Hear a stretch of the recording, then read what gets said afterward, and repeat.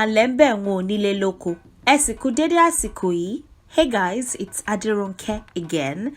Today I'd like to tell you a folk tale, and this video as a whole goes with a video on metaphors that I have made on the metaphorical statement Eni to leru lo leru. Eni to leru lo leru. Eni to leru lo leru. That's the metaphorical statement, and I've explained what it is word for word and mentioned the usage of the metaphor, the instances that the metaphor is used, what it means, all of that. I've treated that in a separate video. I'm now telling you what the story behind that is. So it's a story about three major characters: a wealthy man, his son, and the man's slave. I don't know for sure if this was a true life story. There've been a lot of, speculations that it was a true life story. I personally believe that it was, per the way that my ancestors narrated the tale to me. So to begin with, there might be one or two discrepancies between the way that someone's ancestors passed the story down to them and the way mine did. So, but it's a pretty general story. There are not a lot of discrepancies. So in essence, since we can't prove, even the elders that are alive today don't know, we're simply not alive when this is suspected to have happened. We just call it a folk tale. So three characters: wealthy man, his son, the man's slave. How would you say those in Yoruba? How would you say a wealthy man, his son, and the slave? Olowo is a rich person. Owo is money. So Olowo is one who has money. So which would be very synonymous with someone who's rich or someone who's wealthy. Baba is like a father. So the father or the elderly man, so to speak, who has money. Baba Olowo. And then Omo Baba Olowo is the child of the man who has money. So Omo Baba Olowo. And then Olori Eru. Eru is slave. Eru is slave. So Ori is head. Olori is leader. The head is often associated with, being on top and leadership and all of that. So Olori would be leader. The one who is in charge. The one who is the head, who is in charge of, the rest. Olori leader. Eru is slave. So the head slave. This man was so rich, he had a lot of things. He had horses and other animals, some of which were not domesticated at that time. He had horses, he had dogs, and he had all sorts of farm animals and non-domesticated animals. He had houses and stalls, so he had a lot of, huts and stalls where he sowed his wares in the village square, and even internationally he had those. He had farms, right? He had farms, he had expensive clothes and shoes, he had money itself, which at that time was cowries. We used to do exchange by barter, which, if you have a horse, for example, and I'm so desperate, I need a bag of salt. I might be desperate enough to trade my horse to you for a bag of, for a bag of salt. So inherently, that can't be right. There's something inherently wrong with that. That's not balanced, and that is why the idea of money came into being. And so we may have had other forms of exchange that were more traditional to us, but regarding like the major currency, so to speak, I would say cowries were used as the major currency at that time. And the man had a lot of societal benefits, maybe the right to visit somewhere before someone else, or the right to do certain things that not everyone was supposed to do. So the man was very rich, but at the same time was very kind, which is quite interesting. Nowadays you see people have, I don't know, peanuts, what certain members of the society would regard as peanuts, and they would flaunt it in such a way that you would, if you've seen The Great Gatsby, most especially if you've read the book, the way that Fitzgerald talked about this, it was like those who are truly rich, the really rich ones, the really wealthy ones, don't find it terribly necessary to flaunt their wealth. Look at the way the owner of Facebook dresses. I don't know. Most of his shirts are grey, and apart from his office wears and stuff, it tries to live a minimalist life. So those who are truly rich, who receive $0 salaries, or $1 salaries, or whatever it's called, find the need to, even Bill Gates, luckily he's alive, so we can learn one or two things from him. Look at Michael Jackson. Look at how much money he had, but see how humble he was. He literally stooped to the levels of children. Look at Bob Marley. I'm not, apart from the fact that, aside the fact that Bob was rich, didn't care so much about money. You can't deny the fact that he made some, so he was rich, but it wasn't his thing to boast. He stayed through to the roots till the end. He didn't sell out. So my point essentially is, certain people make a bit of money and they don't know how to act. It's definitely something quite interesting. So despite the fact that this man was rich, according to the time frame that was, the man was terribly rich. He treated everyone nicely, which is good, which is a good thing to emulate. The interesting thing about him, amongst other interesting things, was that as much as he wanted more children, he could only have one. So he had one, and as you may have guessed by now, that was his son, the son of the rich man. So it was close to his son, and it was close to the head slave. As at that time, sometimes I try to refrain from judging some of the ancestors, because the way that we think now, some people are going to come here in 50 years and 100 years, and they're going to say, wow, our ancestors were dumb as shit. Excuse my language. So, it all depends on the time frame. And at that time, having slaves was okay. Now, you can't compare the way slavery in America was done to the way that the Yoruba people treated their slaves. Any kind of slavery is bullshit. I would never rationalize slavery, but at the same time, I would never take a chopstick and say, well, I don't want to teach my followers this because I'm afraid that it may hurt their feelings, or I'm not going to handpick what I'm going to teach. I'm just going to teach freely, and then you can choose the ones that you want to learn, the one that you pass on. I just teach for the sake of, just so you don't have to use specific words, you don't have to retell the story.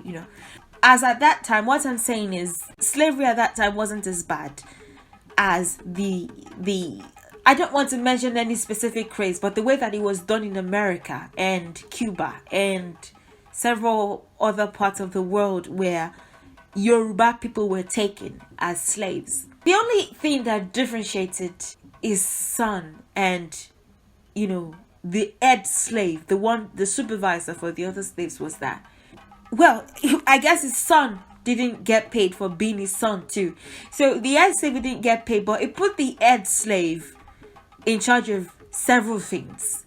In charge of this building and that building and this number of slaves. And, the head slave basically had the control of several things. It was literally the man's personal assistant. As a matter of fact, the story says it was closer to the head slave than even his own son, in certain respects. There were certain rough parts that he would send the head slave that he would not send his son, or there were certain things that he would let the head slave know about, but he would worry that, maybe the son wouldn't be able to handle it or something. Essentially, my point is he trusted the head slave. So, he loved them both. He treated the head slave like a child. I've talked about slavery and the way that it was done amongst the Yoruba people. So I'm probably going to link the video here, as well as the explanation of the metaphorical statements. Enito leru lo leru. So you could check the descriptions for those. So the man died, like everyone else will. If you think that you have such a long time ahead of you, then you are mistaken. There's a very good chance that you've come to earth in the past and you're living a different life. Now, if you die, that's not the end of you as a soul. You may choose to come back. You may choose to serve in another capacity. It's like the infinity symbol. Nothing never really ends. Interestingly, what he said, what the message that he left before he died was that his own son, his biological son, don't be mistaken, the boy, the man, don't let me call him a boy, the guy, or the let's just say the man, really was his biological son. So don't think, why would he tell him to take just one thing out of everything that he had, if it was really his son? Well, that was it. He said, my son is to take just one thing out of everything that I have, and the head of the slaves is to take everything else. Now imagine if you were given that condition. Everyone had thought, oh, maybe after your parents pass, you would be the owner of everything that they own, since you are the only son, or the only child, as a matter of fact. And even naturally, if a person does not leave their will or something, amongst the Yoruba people, to us it's not rocket science. It's the children that would own everything that the man or the woman owned. So it was like, what's going on? So as a fresh reminder, I said the man owned all of these things, money and everything. At that point, what do you take? What is the one thing that you take? Do you take a pair of shoes? Do you take a hand fan? Do you take a horse? I mean, if you take a pair of shoes, it doesn't mean you take all the shoes. Let me clarify that as well. It's not like, oh, I choose shoes, so they would give you all the shoes that the man wore or owned when he was alive. You pretty much just get that one pair. So it was a very, very confusing thing for the son at the time. And you would have thought, well, it's the son. Of course, he could have insisted that everything else come to him. The people that were put in charge were the Ogboni. Now, the Ogboni back then were such a powerful, and even till now, in Nigeria, but not as much as they were back then. Think of some people compare them to Freemasons and the elite who control America and literally the world, even at this time. So they had this Ogboni members, these Ogboni cults had judicial powers, and even till now their activities are done in secret. So please don't leave a comment asking me to tell you everything that the Ogboni people do. The members of I said Ogboni people as if they're some kind of interesting species. What the Ogboni do, I don't know. I wouldn't know except I joined. Then they were so powerful they could literally tell the king to step down.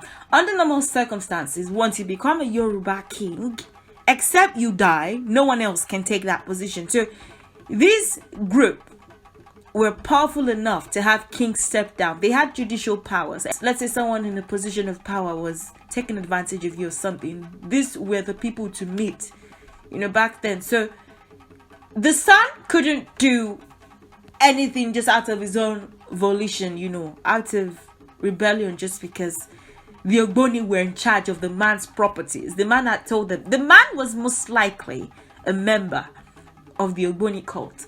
So he had told them, do not let my son have anything else except that one thing that he chooses. Very, very confusing for the son. Very, very confusing. What do you choose? Do you choose the house? Do you choose the farm? What do you choose? Do you choose a bag of money and you just go? What do you choose? So he, of course, set out to ask the elders. I think he was given 3 days or 7 days. It could have been 3, it could have been 7. Nobody knows for sure. during those 3 days or during those 7 days, the head slave had heard and he was so happy. He threw parties and there was a lot of singing and dancing. Owó ilé là ń lò, a ò máa yáwó fi ṣe o. Láwù ẹ̀rẹ̀bẹ̀, ẹ̀rẹ̀bẹ̀ láwù. Ayé ilé, láwù ẹ̀rẹ̀bẹ̀, ẹ̀rẹ̀bẹ̀ láwù.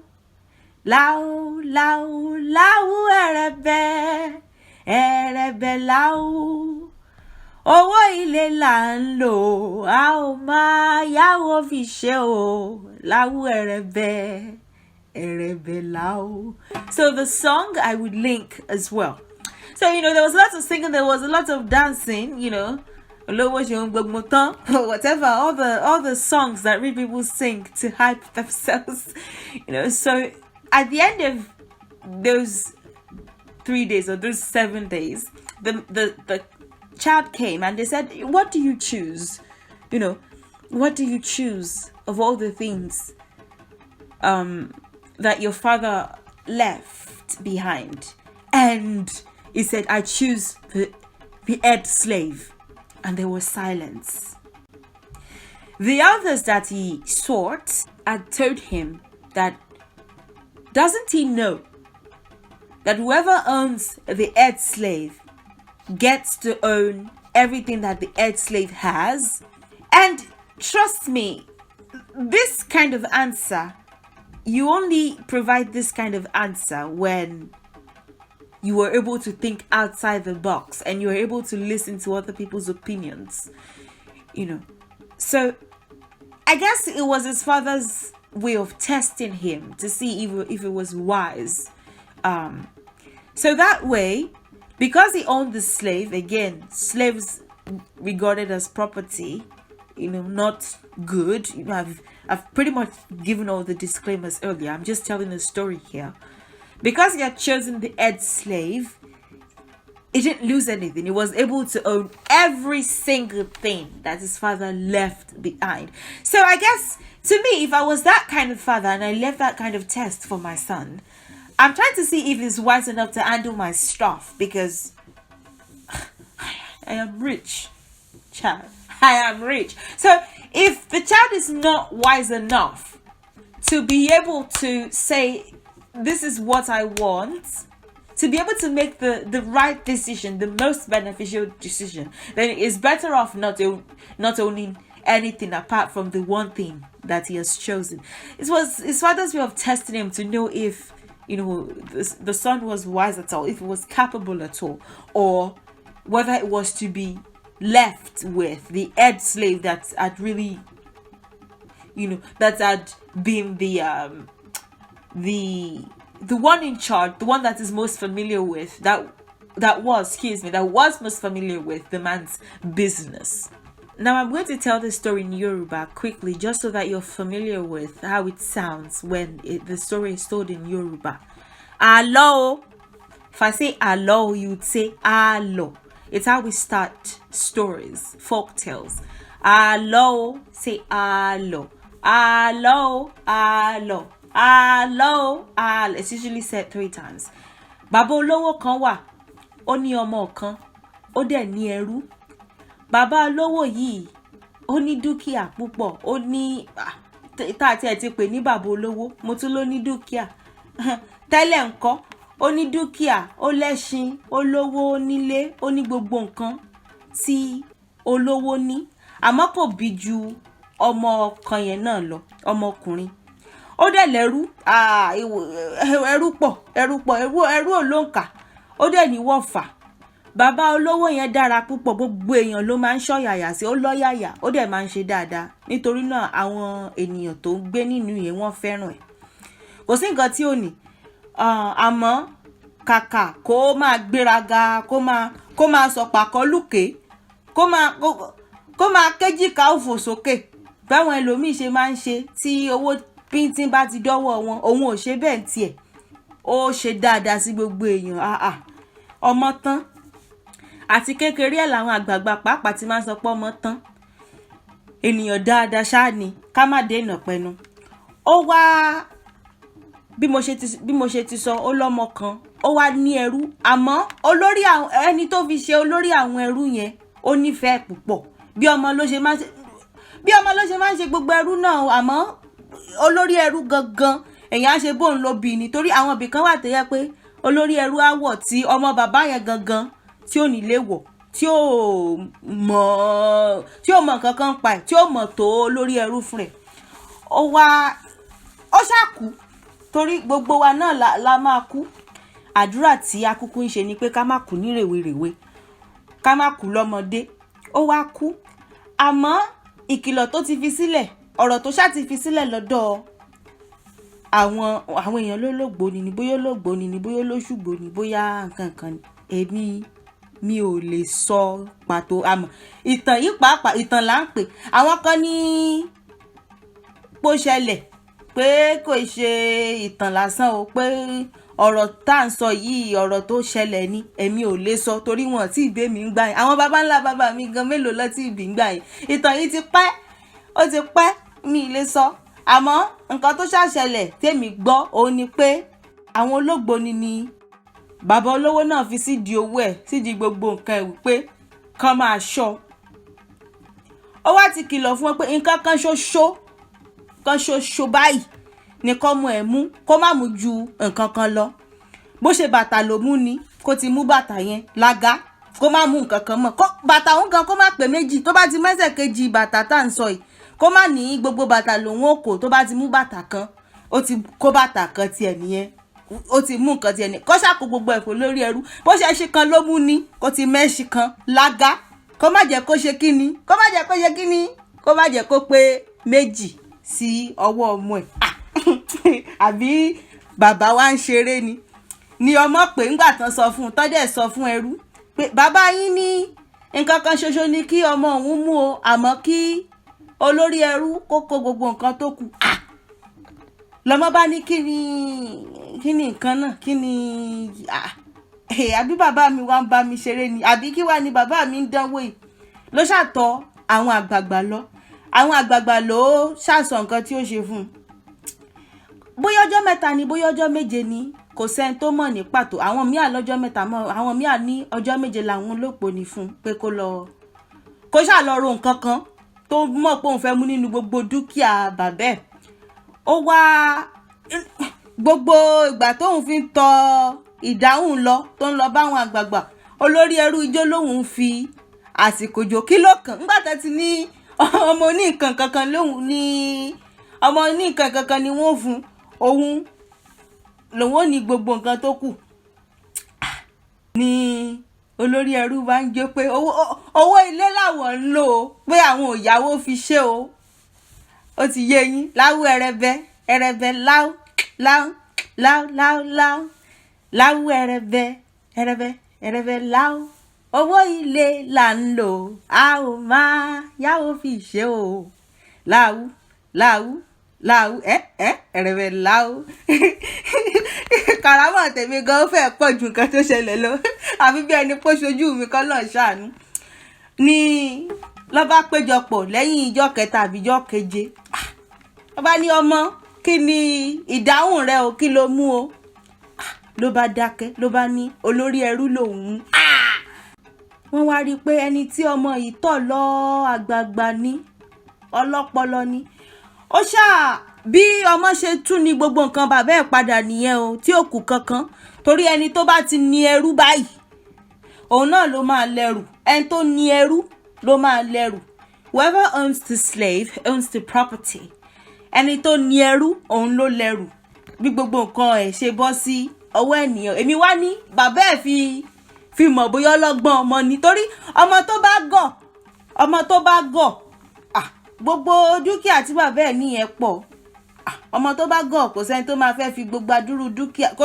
ní mọ̀ bóyá nǹkan kan tí ó máa lè tọ́jú tó máa lè ṣe dáadáa ni tóun bá rebi tágbà rè tàn kó má di pé wọ́n á máa bí léèrè àbí á ní nǹkan kan tó yẹ kó ṣe á máa ṣẹ́jú pẹ́ẹ́pẹ́ẹ́ bí àkọ́bí òwìwí tí ò ní lè mú lérò olórí ẹrú dẹ̀rẹ̀ ó ti mọ gbogbo nǹkan tiẹ̀ olèmi ṣe ní bóyá ó fẹ́ mọ̀ bóyá ọlọ́pọlọ lọmọ tóun bí pàápàá bí kóun kúkú torí kò mú ẹrú yẹn bí ẹrú ni o kò mú ẹrú bó ṣe jẹ́ ẹrú tó bí ọmọ ló ṣe ń ṣe bí olórí ẹrú ó fi sí òun ló ó ṣe lórí gbogbo òṣìṣẹ́ gbogbo ẹrú ni ó tọ́jú ẹ̀ bí ọmọ ni tí ò ń ṣe pé kí ẹni tí wọ́n bá sọ fún pé ẹrú pàápàá ni kò sẹ́ni tí ó mọ̀ bí mo ṣe ń sọ lọ bí ọmọ ṣe tún gba gbogbo nǹkan ní bàbá ẹ̀ nìyẹn o òun ni àwa Yorùbá fi máa ń sọ pé ẹni tó lẹ́rú ló lẹ́rù ẹni tó ti ní nǹkan kan báyìí òun ló ti ní gbogbo tá a bá lò ó tá a fi ṣe bí àkànlò èdè ṣó ti yé yín táwọn olóyìnbó ń pè ní metaphor nǹkan tá à ń sọ ni pé ẹni tó ti ní nǹkan kan báyìí òun ló ní gbogbo nǹkan. Whoever owns one thing owns everything. If you own one thing, you own everything. It's how it's used in metaphorical contexts. So if you have any questions, please don't hesitate to ask. I'll be more than happy to respond. And please like this video and share and subscribe if you haven't yet. And please continue to support my channel in whatever ways that you feel led to. And I'll see you in the next one. Enjoy the rest of your day and goodbye.